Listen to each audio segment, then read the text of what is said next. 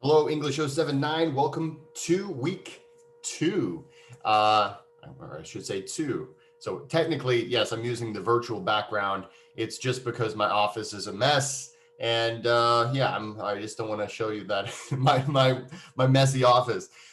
It is week two, and I want to just let you know I did know that over the weekend there was an outage with Blackboard. So if you, for some reason, didn't get a chance to hand in your homework from last week, just hand it in now. No harm, no foul. I just want to make sure you're keeping up with the class. We don't want to get to where we're falling behind.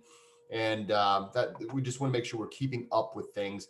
I did send out an email to you if for some reason you didn't get a chance to hand those in. Most of you guys handed in your homework just fine, and I'm really excited to take a look at those worksheets.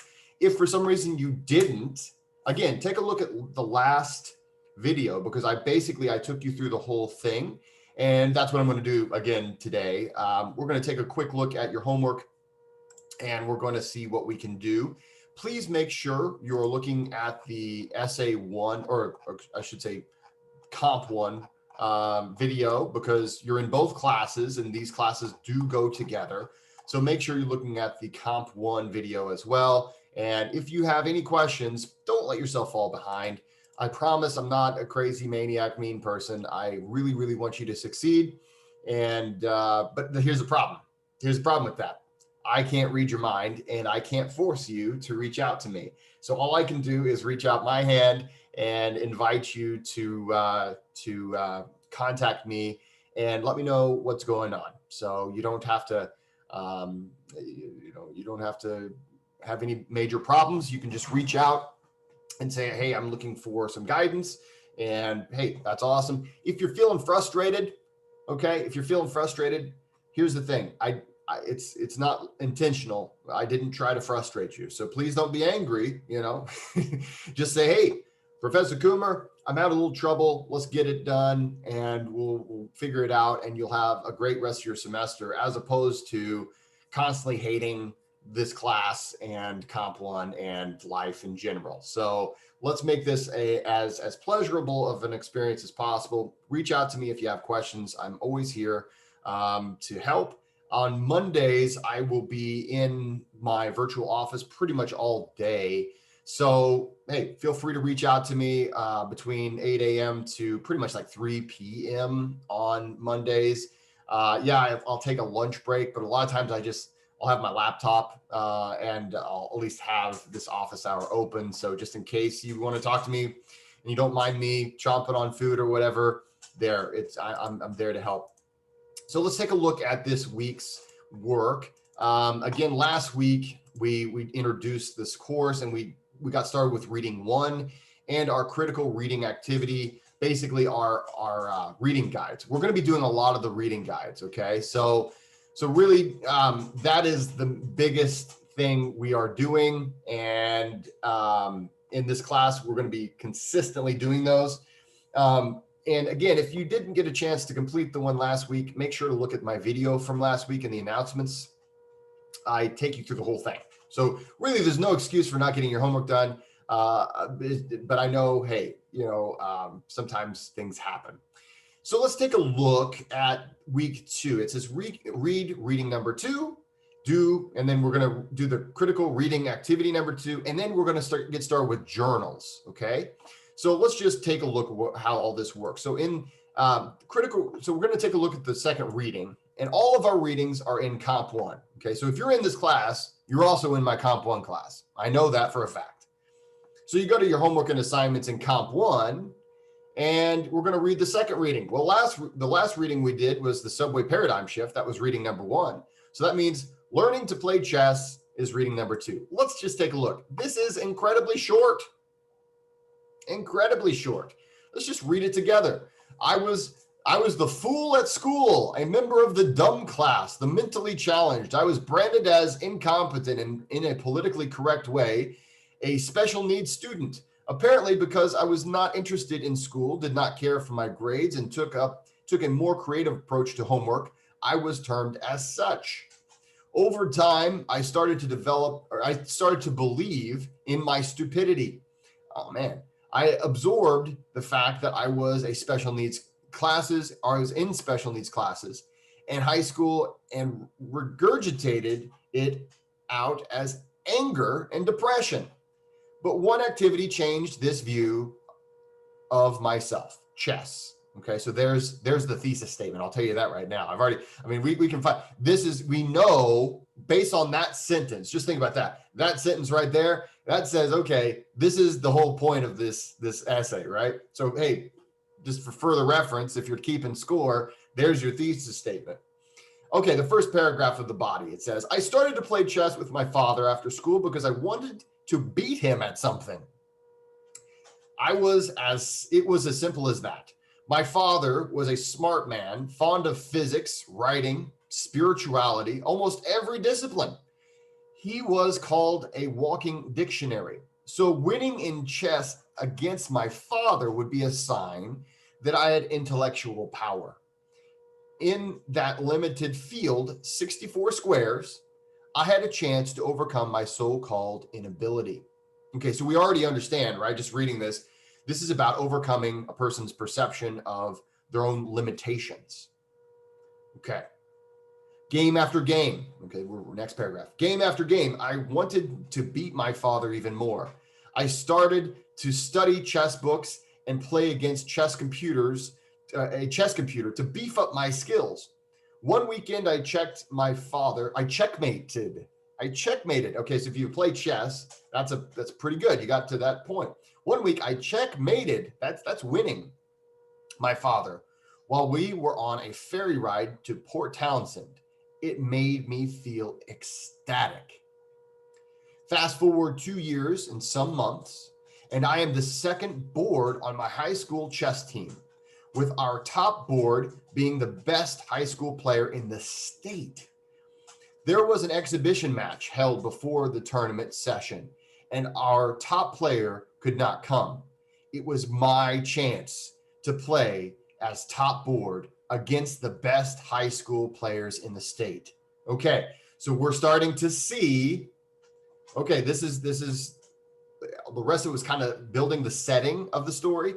Now we've got some kind of a height, the climax, or we can tell this is the main event that's coming up, right? I was determined to show who I had become, an intelligent person able to win with calculation, logic, and will. My most memorable game came in the fourth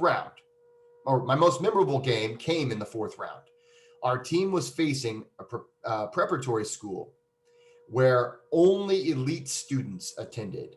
It was essentially a match-up between a special needs student and a rich valedictorian.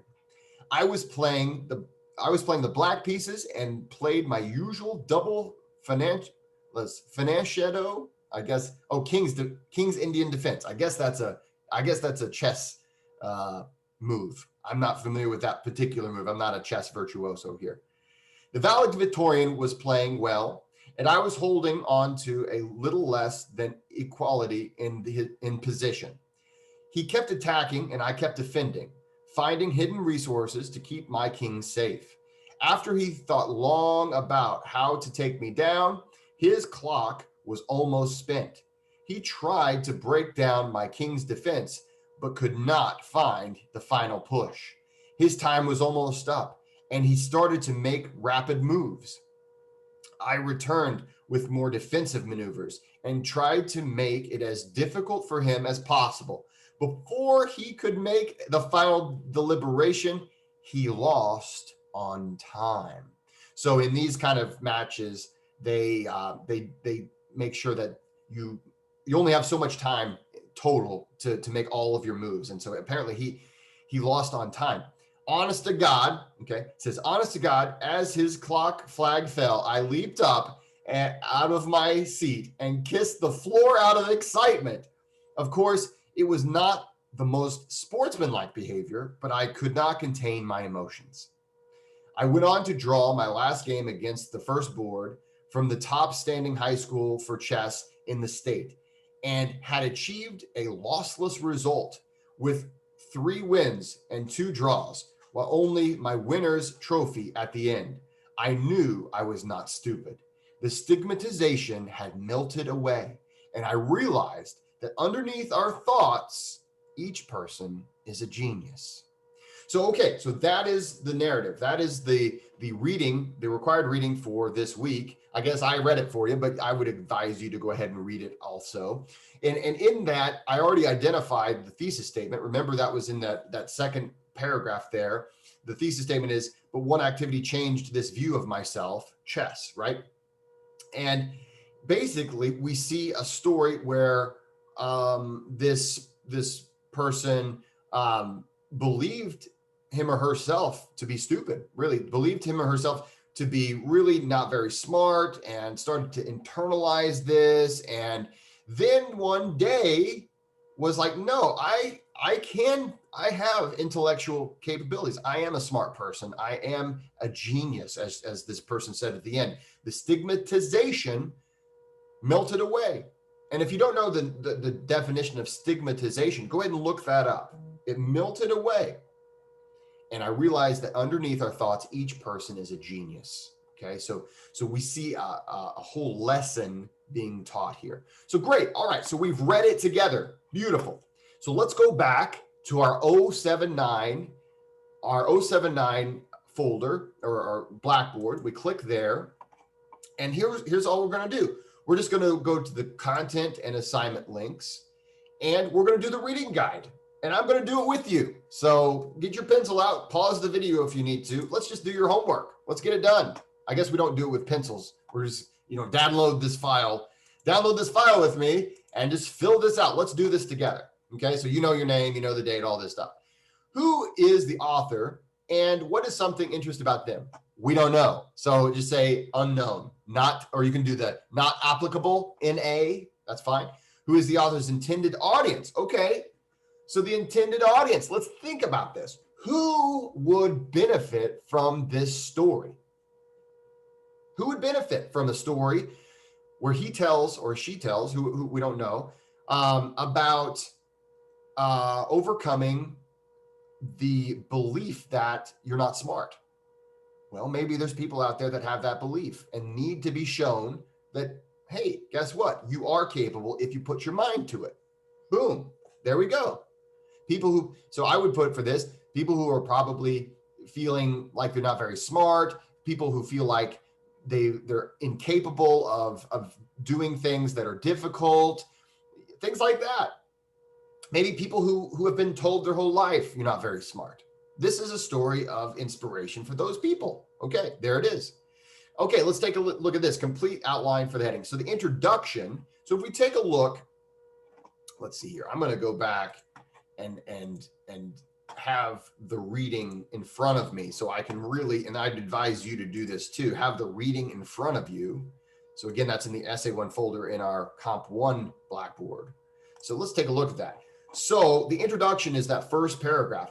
I was the fool at school. So the introduction introduced the author and the author's point of view, right? The introduction is that first couple paragraphs. And if you think about this reading guide, it's, what are we supposed to put there? So in the introduction, we learn that the author believed him or herself to be limited intellectually. Okay, boom, there it is. We learned that the author believed him or herself to be not very smart. That's the introduction. Then thesis statement. So what was the thesis statement? You guys remember what I said? It was, let's see, this isn't the right, I've got a bunch of these things up. The thesis statement, oh yeah, it's on the Blackboard, okay. But one activity changed this view of myself. Chess. There's the thesis statement. Just write that in there. Boom. Done. I'm not always going to do these with you guys, but I'm doing these first two with you because the readings are short and I want you to understand what I'm expecting of you. So, okay, so we've got those things. Now the body. Okay, so think about what happened in the essay. So if you look at the body, let's see here, there's 1, 2, 3, 4 body paragraphs. So the first body paragraph it says, I started to play chess with my father. Okay. That pretty much says the beginning, right? So in the first body paragraph, what we would put for this, the author started to play chess with his or her father to try to prove to him or herself that that he or she was not dumb, right? Or basically that's what happened in that first body paragraph. And you can add some little details too, right? So some little details. What was a little detail about that? So when this author was able to beat his father, okay, who was a very smart man.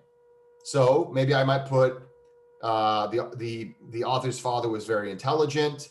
The author was able to beat his or her father. You've got little points that you might want to add. But the whole point, the whole basic thing of the body was just that this particular author started to learn the game of chess and started to play against his father. Okay, paragraph 2, so B. Game after game, I wanted to beat my father even more. I started to study chess books and play against a chess computer to beef up my skills. One weekend, I checkmated my father. Okay, so that's a big deal. So in the second paragraph, you might say the author practiced and studied chess. That's really the whole point of this paragraph, that the author really took chess seriously and started to really become serious about chess. Some minor points, I might put that the author played against a chess computer.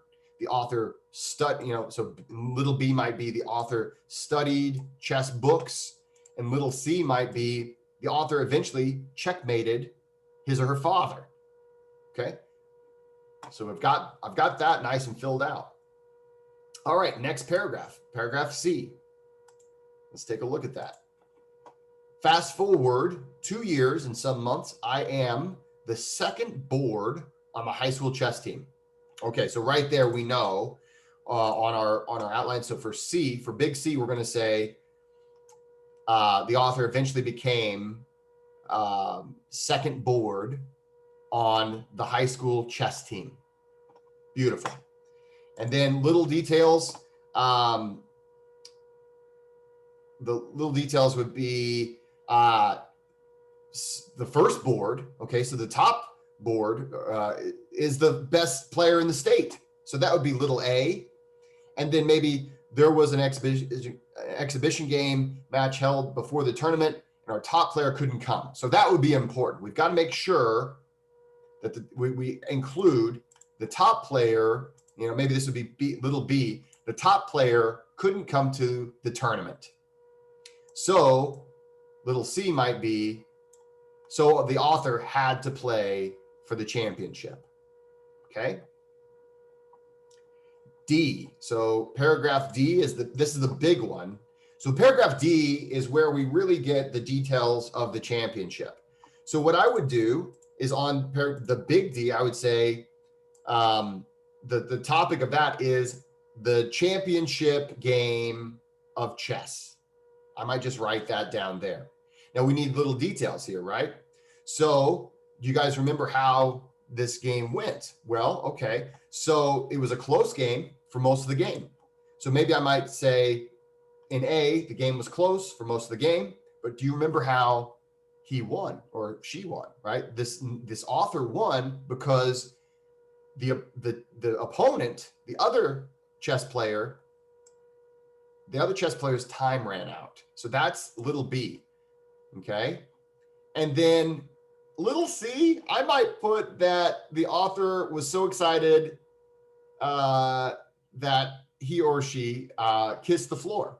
I might put that as a little detail here because that was a big deal, right? So there we go. We're almost done. Conclusion paragraph. I went on to draw my last game against the first board from the top standing school. I went on to draw my last game. So it was a tie. I guess I read that wrong. And achieve a lossless result with 3 wins and 2 draws. While holding my winner's trophy at the end, I knew I wasn't stupid. The stigmatization had melted away, and I realized that underneath our thoughts, each person is a genius. You know what I would say? I would say for the conclusion, I would just simply put, the author realized that underneath our thoughts, each person is a genius. I would just write that right there. Man, are we doing our homework together? This is almost, you're almost done with your whole week worth of homework for this class. Okay, so there are some benefits to this virtual stuff. We're getting it done. All right. So does the author address opposing views? Well, this really isn't an argument, is it? It's not like the author brought up, well, I could have been dumb. No, the author is talking about how it's not making an argument. The author is telling a story. This is how I realized that I, in my own way, am a genius too, right? So no, you could say just no. What is the author's tone or attitude? I would put this person as, I would say this person is humble, right? This person is not bragging. This person is simply saying, hey, I once had a bad opinion of myself, and now I have a better opinion of myself. So I might even say this person is humble yet proud, because this author has a reason to be proud. I might say the author has a positive attitude. Think about that and put what you think there. What is the author's purpose in writing this piece? Well, I think we know that, right?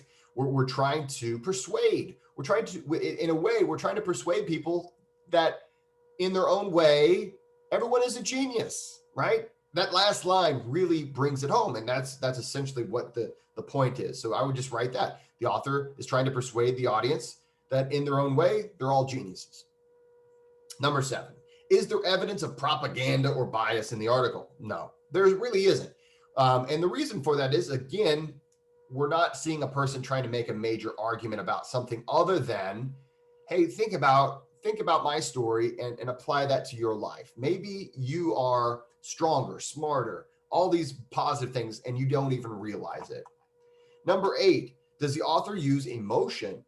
Well, I think so. I think especially in that introduction, I felt kind of bad for the author because the author was feeling really bad about him or herself.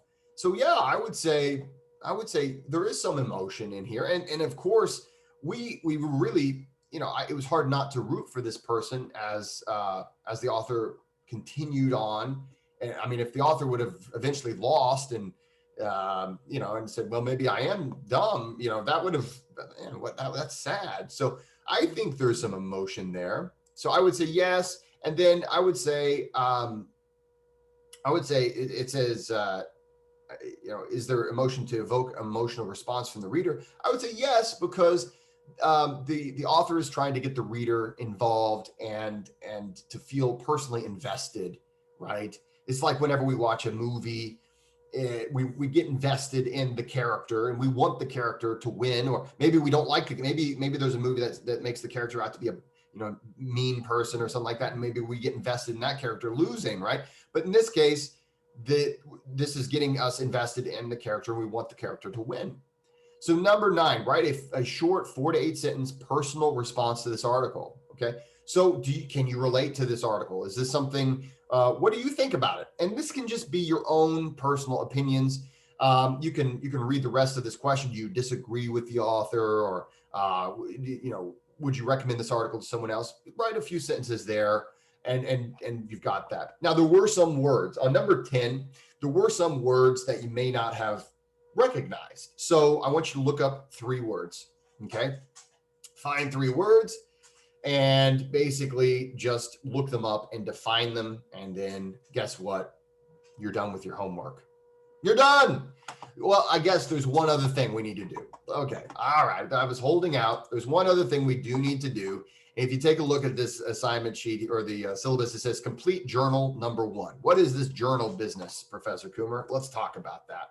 So this is in our English 079 Blackboard. And if you go to the left, you're going to see where it says content and assignment links. And you click there. And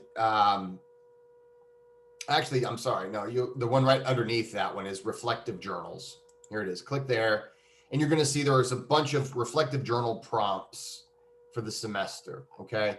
And so every week, we're always going to be 1 week ahead of the number. So week 2, we're in journal number 1. Week 3, we're journal number 2.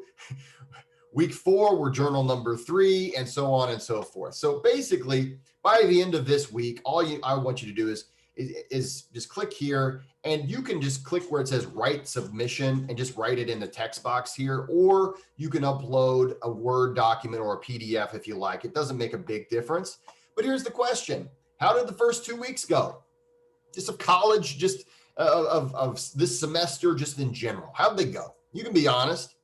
How were your first 2 weeks of the semester? A lot of times, doing a good job in a semester means starting on the right foot, or if necessary, making a decision to do better if you didn't start out very well. So tell me about your first 2 weeks. Think of all your classes, not just this one. What were some good things that happened? Tell me about good grades, interesting lessons, fun activities, new friends, etc. What were some not so good things that happened? Tell me about bad grades, forgetting things, not understanding something, annoying things outside of class, things like that. Tell me at least one thing you want to try and do better than you did during your first 2 weeks, even if everything went pretty well. All you need to do is write that down. And we're talking maybe like 5 sentences there. It doesn't have to be anything incredibly deep, but I want you to actually think about it and give me something for real. All you have to do is you can click where it says write submission and type it in the box, or browse your computer if you want to upload a Word document or a PDF, and then you'll submit that, boom, and have that by Friday at midnight, and you're done. The sooner you're done with this, the better, but hey, wait till near the end of this week so that you actually have a good understanding of how your first 2 weeks really went. All right. So having said that, that is all that is due. And so all you need to do is hand that in there. So reflective journals, that's where to hand that in. And then to hand in your second reading guide, all you have to do is go down to week 2, click there, and then just hand it in right there. Word document or PDF file. And again, every single week of our semester, I have here all the weeks and what is due. So if you forget what's due in week 2, which is this week, okay, you need to read reading 2. Great, we did that together. Critical reading activity, that's your reading guide. We pretty much did that together. And then complete journal number 1, you just need to do that. And again, that's the only thing that's not going to be in this folder. It's over here in the reflective journals tab. So that is that's all you need to do this week. And if you have any questions, please feel free to reach out to me. I'm here to help.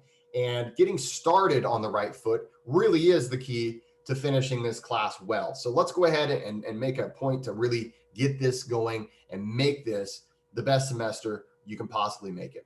All right, guys, thanks so much. And I will talk to you soon.